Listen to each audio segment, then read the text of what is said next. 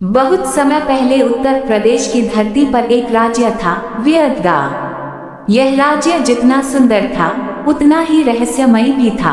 चारों तरफ हरियाली, ऊंचे ऊंचे किले, बहती नदियां और खुशहाल लोग, लेकिन इस चमक के पीछे एक ऐसा राज छिपा था जिसे जानने की हिम्मत आज तक किसी ने नहीं की थी। इस राज्य का राजा था राजा चंदन। राजा चंदन अपने नाम की तरह ही सरल और खुशबू फैलाने वाला इंसान था।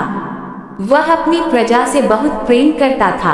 उसके लिए राज्य का हर व्यक्ति उसके परिवार जैसा था, लेकिन उसकी आंखों में हमेशा एक अजीब सी बेचैनी रहती थी, जैसे उसे किसी अनदेखे खतरे का आभास हो। एक रात जब पूरा महल गहरी नींद में था, राजा चंदन की नींद अचानक खुल गई। उसे ऐसा लगा जैसे किसी ने उसका नाम पुकारा हो, चंदन। आवाज धीमी थी, लेकिन इतनी गहरी कि दिल तक उतर जाए। वह तुरंत उठ बैठा। चारों तरफ सन्नाटा था। उसने सोचा शायद सपना होगा, लेकिन जैसे ही वह दोबारा लेटने लगा, वही आवाज फिर आई, सच जानना चाहते हो तो पुराने किले में आओ। अब राजा समझ गया कि यह कोई साधारण बात नहीं है। अगले ही दिन उसने बिना किसी को बताए पुराने किले की ओर जाने का निर्णय लिया। वह किला सालों से बंद था। लोग कहते थे कि वहां जाने वाला कभी वापस नहीं आता। सुबह होते ही राजा साधारण कपड़ों में अकेले निकल पड़ा। रास्ते में उसे कई गांव मिले, जहां लोगों के चेहरे पर अजीब सा डर था। उसने एक बूढ़े से पूछा, तुम लोग इतने डरे हुए क्यों हो? बूढ़ा कंपट हुए बोला, महाराज, रात को कोई आता है और लोगों की खुशियां छीन ले जाता है। राजा चंदन को बात अजीब लगी, लेकिन वह बिना कुछ कहे आगे बढ़ गया। जैसे ही वह पुराने किले के पास पहुंचा, हवा अचानक ठंडी हो गई। पेड़ों की शाखाएं ऐसे हिल रही थी जैसे कोई चेतावनी दे रही हो। किले का दरवाजा खुद ब खुद खुल गया। राजा अंदर गया। चारों तरफ अंधेरा, जाले, टूटी दीवारें, लेकिन एक अजीब सी ताकत उसे अंदर खींच रही थी। अचानक एक तेज रोशनी चमकी और उसके सामने एक परछाई उभरी। वह परछाई धीरे धीरे इंसान का रूप लेने लगी। एक बूढ़ा राजा, जिसकी आंखों में दर्द और गुस्सा दोनों थे। मैं इस राज्य का असली राजा हूँ, उसने कहा। राजा चंदन ने शांत स्वर में पूछा, तुम कौन हो और मुझे यहाँ क्यों बुलाया? वह आत्मा बोली, मेरा नाम था राजा विक्रमदट्टा। इस राज्य का असली मालिक मैं था, लेकिन मुझे धोखे से मार दिया गया और मेरा राज्य छीन लिया गया। राजा चंदन चौंक गया। किसने किया यह सब? आत्मा ने गुस्से से कहा, तुम्हारे ही पूर्वजों ने।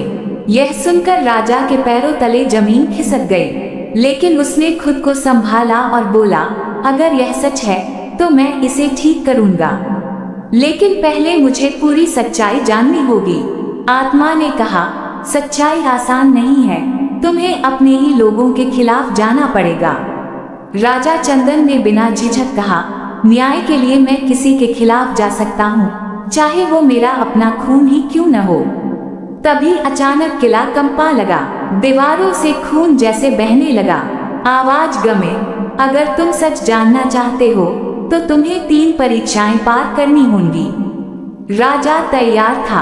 पहली परीक्षा थी साहस की।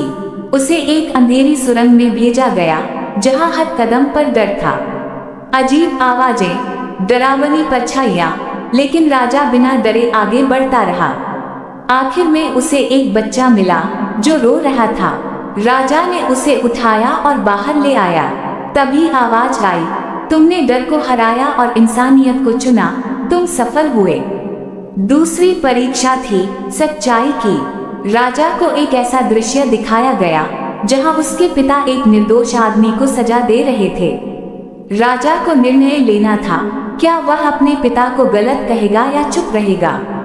राजा ने सिर झुकाकर कहा, गलत गलत होता है, चाहे वह मेरे पिता ही क्यों न हो। तभी रोशनी फैली, तुमने सच्चाई को चुना, तुम सफल हुए। तीसरी और सबसे कठिन परीक्षा थी बलिदान की। राजा को कहा गया कि उसे अपनी सबसे प्यारी चीज छोड़नी होगी। राजा ने बिना सोचे कहा, मेरी जान, लेकिन आवाज आई, नहीं, तुम्हें अपना सिंहासन छोड़ना होगा। राजा कुछ पल के लिए चुप हो गया, फिर मुस्कुराया और बोला, अगर मेरे राज करने से किसी के साथ अन्याय हुआ है तो मैं यह गद्दी अभी छोड़ता हूँ। जैसे ही उसने यह कहा, पूरा किला रोशनी से भर गया। आत्मा सामने आई और मुस्कुराई, तुम सच में एक योग्य राजा हो चंदन। तुमने साबित कर दिया कि तुम सिर्फ राजा नहीं बल्कि इंसान भी हो। अचानक सब कुछ बदल गया, किला गायब हो गया। राजा अपने महल में था। अगले दिन उसने पूरे राज्य के सामने सच रखा। उसने कहा, हमारे पूर्वजों ने गलती की थी और आज मैं उसे सुधारता हूँ। उसने उस आत्मा के नाम पर एक स्मारक बनवाया और राज्य की आधी संपत्ति गरीबों में बांट दी। धीरे धीरे राज्य से डर खत्म हो गया, खुशियाँ वापस आने लगी और राजा चंदन, उसने साबित कर दिया कि असली ताकत तलवार में नहीं बल्कि सच्चाई और इंसानियत में होती है। कहते हैं आज भी अगर कोई उस पुराने किले के पास जाता है तो उसे एक आवाज सुनाई देती है, न्याय हमेशा जीतता है।